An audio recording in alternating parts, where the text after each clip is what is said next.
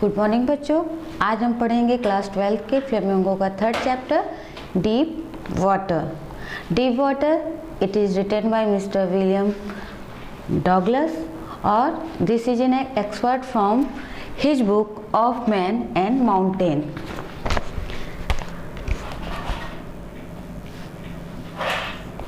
आपको ये इसलिए बताया जा रहा है कि ये उनकी किताब ऑफ मैन एंड माउंटेन से लिया गया है, so that you can add this line in your answer to get more marks. He recounts a childhood experience and conquering of his fear of water. इसमें उन्होंने अपने बचपन की एक मेमोरी को शेयर किया है, जहाँ पे वो बताते हैं कि कैसे उन्होंने अपने पानी के डर को जीता। In this story, he talks about his fear of water and thereafter how he finally overcame that fear, कि जो वो पानी से क्यों डरते थे और कैसे उन्होंने इस पानी के डर पे विजय पाई। हम सबका भी एक डर होता है, हमें भी किसी न किसी चीज़ से डर लगता है, लेकिन जब तक हम डरते रहते हैं उस डर से हम आगे नहीं बढ़ पाते। लेकिन एक समय हमें आता है ऐसा कि हमें उस डर को ओवरकम करना ही होता है।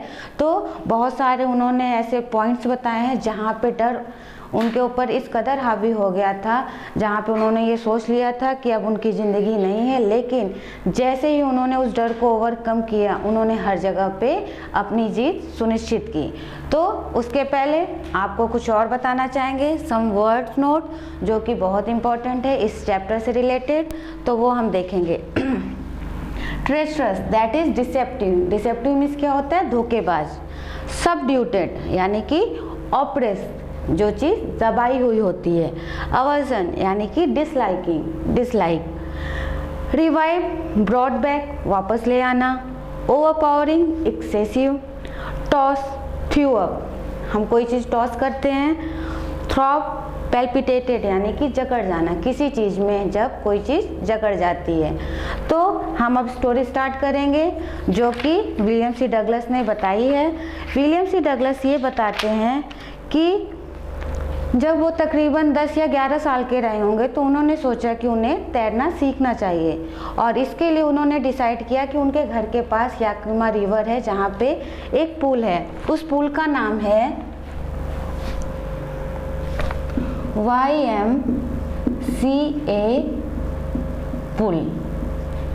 उन्होंने यहाँ पे सीखने के लिए तय किया कि वो यहाँ पे स्विमिंग सीखने जाएंगे, और जो उनकी माँ है उनको हर समय इस बात को लेकर अलर्ट कहती रहती थी कि यहाँ पे यानी यहाँ याकिमा रिवर के पास जो पुल है वहाँ पे कौन से पॉइंट पे डूबने का खतरा है और कहाँ नहीं है। जो YMCA पुल है वो इस किनारे पर यानी आगे की तरफ वो 2 से 3 फीट गहरा था, और दूसरे किनारे पे तकरीबन ये 9 फीट गहरा था। नरेटर ये बताते हैं कि पानी के पास जाके उसे देखने में पहले तो उन्हें थोड़ा बहुत डर लगता था। ऐसा क्यों होता था? ऐसा उनके साथ शुरू से नहीं था, क्योंकि जब वो छोटे थे अपने पिताजी के साथ वो बीचेस पे जाया करते थे कैलिफोर्निया के। एक बार क्या हुआ, वो अपने फादर के साथ खड़े हुए थे वाटर सब पे, अचानक से एक बड़ी वेव आती है और नरेटर को उस पानी के अंदर वो दबा ले जाती है, बहा ले जाती है। एक पल के लिए तो नरेटर को ये लगता है कि अब वो बचेंगे ही नहीं, और जो उनके फादर थे वो उनको देखकर हंसते जा रहे थे। तो नरेटर का जो ये टेरर था ना वो धीरे धीरे बढ़ता गया। तो वो ना भले पानी के पास जाते थे, लेकिन उनका जो वो डर था हमेशा उनके ऊपर वो हावी हो जाता था। लेकिन जब वो बड़े हुए तो उन्होंने कहा कि अब मुझे सीखना तो होगा। इसके लिए उन्होंने YMCA पुल सेलेक्ट किया था। वो वहाँ पे जाते हैं, बाकी लोगों को तैरते हुए देखते हैं, जो उनका ट्रेनर सिखाता है उसको देखते रहते हैं। तो पहले तो उन्हें बहुत बुरा लगता है उस पानी में जाने से, लेकिन धीरे धीरे वो अपने आप को तैयार करते हैं कि वो वहाँ पर सीखेंगे। एक बार क्या हुआ, नरेटर YMCA पुल के पास जब जाते हैं तो उस दिन बाई चांस पुल पर कोई नहीं होता, तो वो पुल के किनारे पैर डालकर बैठ जाते हैं और सोचते रहते हैं, क्योंकि जो उस दिन पुल था उसका पानी बहुत क्लियर था, बहुत ब्राइट था, यहाँ तक कि उसका जो बॉटम था पुल का वो भी नरेटर को बहुत अच्छे से दिखाई दे रहा था। अब जो नरेटर है वो इन्हीं ख्यालों में खोए हुए थे कि अचानक एक लड़का जो कि नैरेटर से उम्र में थोड़ा बड़ा होगा आता है, उन नैरेटर को बुली करता है और मजाक करते हुए कहता है कि स्किनी, अगर तुम्हें यहाँ से नीचे फेंक दिया जाए तो तुम क्या करोगे। और ऐसा कहते ही जो वो लड़का था उसने ऑथर को पुल में उछाल दिया। अब क्योंकि जो ऑथर था वो सिटिंग पोजीशन में था, तो वो जब पानी में गिरते हैं तो वो सिटिंग पोजीशन में ही होते हैं। तो अब वो पानी के अंदर जा रहे थे तो उनके दिमाग में ये ख्याल आता है कि जैसे ही वो बॉटम को टच करेंगे वो छलांग लगा के ऊपर कॉर्क की तरह आ जाएंगे। कॉर्क यानी बॉटल में जो कॉर्क लगी होती है वो उछल के आ जाती है। तो ऑथर ने भी यही मान लिया था कि जैसे ही वो पानी से अंदर, मतलब पानी के अंदर जाएंगे और बॉटम, पुल का बॉटम वो टच करेंगे, अपने पैरों से वो बॉडी को पुश करके ऊपर आ जाएंगे। लेकिन ऐसा कुछ नहीं होता। क्यों? क्योंकि वो पानी बहुत गहरा होता है और जो ऑथर ने प्रेशर लगाया था वो इतना नहीं था कि वो नैरेटर उस पानी से बाहर निकल सके। अब नैरेटर ने ट्राई किया तो जब उनकी आँख खुलती है तो वो अपने तरफ, चारों तरफ पानी ही पानी देखते हैं। अब नैरेटर फिर कोशिश करते हैं कि किसी तरह उनको कोई रस्सी मिल जाए जिसको पकड़ के वो पुल के साइड में आ जाए, लेकिन चारों तरफ पानी ही पानी होता है। नैरेटर अपनी सारी स्ट्रेंथ को रिकलेक्ट करते हैं कि यही एक तरीका है कि वो अपने आप को बचाकर ऊपर इसी तरीके से लाएंगे। वो बार बार यही ट्राई करते हैं, लेकिन अनफॉर्चुनेटली जो नैरेटर का फोर्स होता है वो इतना ज़्यादा नहीं होता कि वो पानी को पार करके ऊपर आ सके। अब जो धीरे धीरे है नैरेटर वो फ्राइटेंड हो जाते, ही बिकेम फ्राइटेंड, और अब उनको ये लगता है कि अब कोई रास्ता नहीं है। लेकिन हर बार एक नई शक्ति के साथ, एक नई सोच के साथ ही बिकेम मोर कॉन्फिडेंट कि वो ऐसा करेंगे और पानी से ऊपर आ जाएंगे। लेकिन जब भी वो करने की कोशिश करते पानी ही पानी होता। बड़ी मुश्किल से उनकी आँख और नाक पानी से निकलती, लेकिन जो उनका मुंह था वो पानी के अंदर ही रहता। तो नरेटर क्या कहता है, वो ट्राई तो करते हैं लेकिन हर बार वो फेल हो जाते हैं। I flailed at the surface of the water, swallowed and choked. I tried to bring my legs up, but they hung as dead weight, paralyzed and rigid. A great force was pulling me under. I screamed, but only the water heard me. I had started on the long journey back to the bottom of the pool. Narrator कहता है कि वो हर बार try करते हैं, लेकिन जब वो आँख खोलते हैं तो उनके चारों तरफ केवल पानी ही पानी होता है, और ऐसा पानी जो थोड़ा मैला सा होता है। अब धीरे धीरे जो वो पानी है उनके गले को चोक करने लगता है, क्योंकि आप देखना कि जब पानी में हम होते हैं तो हम सांस नहीं ले पाते। इस वजह से क्या होता है, हमारी सांस फूलने लगती है। तो अभी नरेटर के साथ भी यही चीज़ होने लगा था।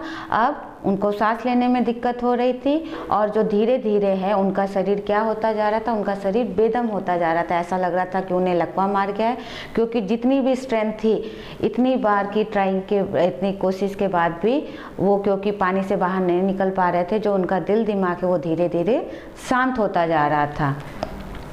अब धीरे धीरे जो नरेटर है उसने ये मान लिया था कि अब कोई रास्ता नहीं है कि वो शायद इस पानी से बाहर निकल पाएंगे। उनको नरेटर जो है चिल्लाना चाह रहे थे, लेकिन उनकी आवाज़ को उनके अलावा कोई नहीं सुन पा रहा था। अब जो डर है उनके ऊपर इस कदर हावी हो गया था कि उन्होंने मान लिया था कि अब वो जिंदा नहीं बचेंगे, क्योंकि जो धीरे धीरे दिल की धड़कन उनको अभी सुनाई दे रही थी, उनका जो कॉन्शस था वो अब धीरे धीरे लूज हो रहा था। तो वो चुपचाप शांति से अपने हाथों को, पैरों को छोड़ देते हैं और पानी में लेट जाते हैं, और ये मान लेते हैं कि ये उनका आखिरी पल है, इसलिए अब वो इस पल को और जाया नहीं करेंगे और आराम से इस दुनिया से विदा होंगे। और अगले ही पल जैसे उन्होंने आंखें खोली तो उन्होंने खुद को पुल के साइड में पेट के बल लेटे हुए देखा, और साथ ही साथ उनके कानों में ये आवाज़ आई कि कोई जो था वहाँ पे उस लड़के को जिसने ऑथर को धक्का दिया था पुल में, उसको डांट रहा था, और वो क्लेरिफाई कर रहा था कि उसने तो मजाक में ऐसा किया था, उसे नहीं पता था कि इस लड़के को यानी कि ऑथर को तैरना नहीं आता।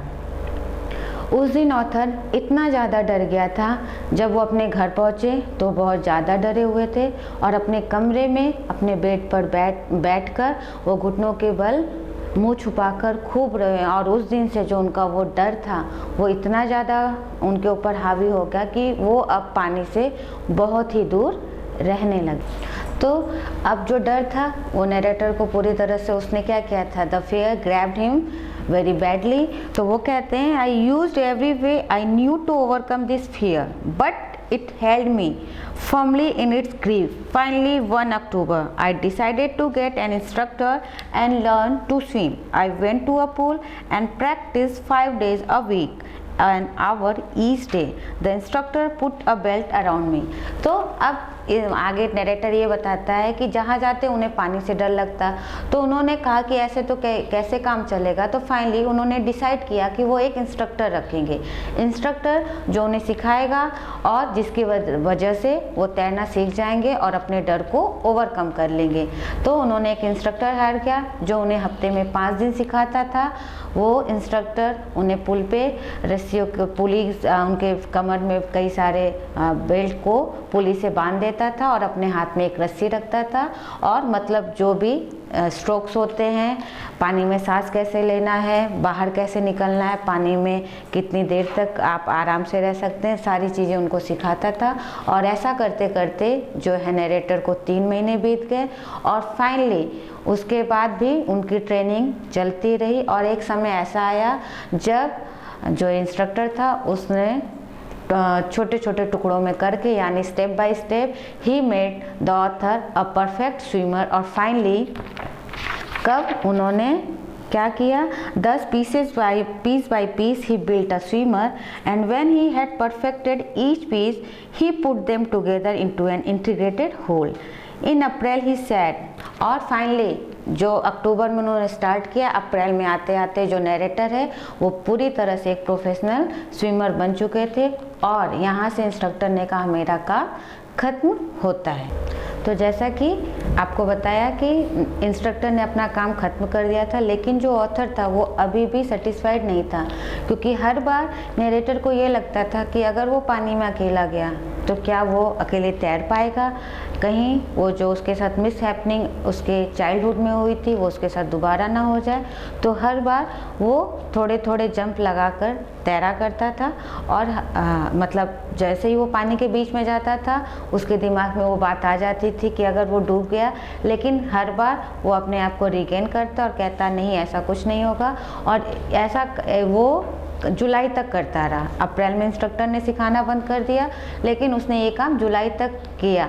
उसके बाद वो आगे कहता है narrator, but I was not finished. फिर this went on until July, but I was still not satisfied. I was not sure that all the terror had left, so I went to Lake Wentworth in New Hampshire, dived off a dock at Trick Island and swam 2 miles across the lake to Stamp Act Island. तो narrator कहता है अपनी उस डर को overcome करने के लिए पहले तो वो पुल में ही तैरता था, उसके बाद वो नई नई जगहों पर गया। वहाँ से वो कई जगह, जैसे उसने एक जगह बताई है लेक वेंट्सवर्थ जो कि न्यू हैम्पशायर में था, वहाँ पे उसने क्या किया, dive off a dock at Triggs Island, और वहाँ से 2 माइल तैरते हुए वो lake to Stamp Act Island पहुँचा। और फिर जब वो पानी के बीच में था तो उसने अपने सर को पानी के अंदर डाला और चारों तरफ पानी ही पानी था।